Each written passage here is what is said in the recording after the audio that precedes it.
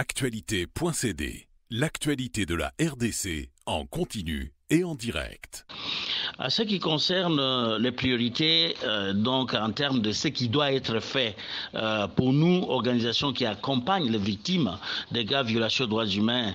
comme société civile qui a toujours fait des plaidoyers à tous les niveaux, nous pensons qu'en priorité, ce que le gouvernement de la RDC devrait faire, c'est la mise en place d'un cadre de concertation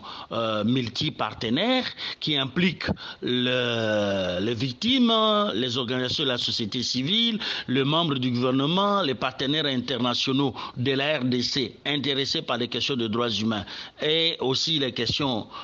du droit international humanitaire. Mais tous ces partenaires-là, ensemble, dans un cadre, comme je disais tout à l'heure, multipartite, mettre en place pour réfléchir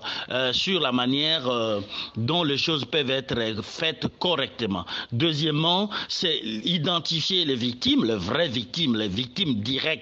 des atrocités qui ont été commises par l'Ouganda en République démocratique du Congo, mais aussi leurs besoins, les vrais besoins des victimes. Mais il faut mettre aussi, troisièmement, un cadre de gestion transparente,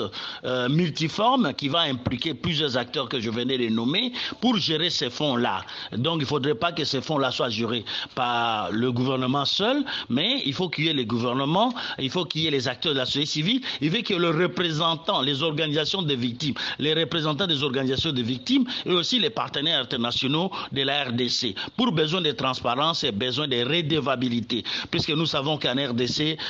il y a beaucoup de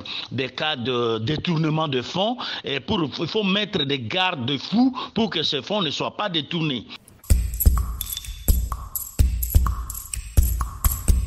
Actualité.cd, l'actualité de la RDC en continu et en direct.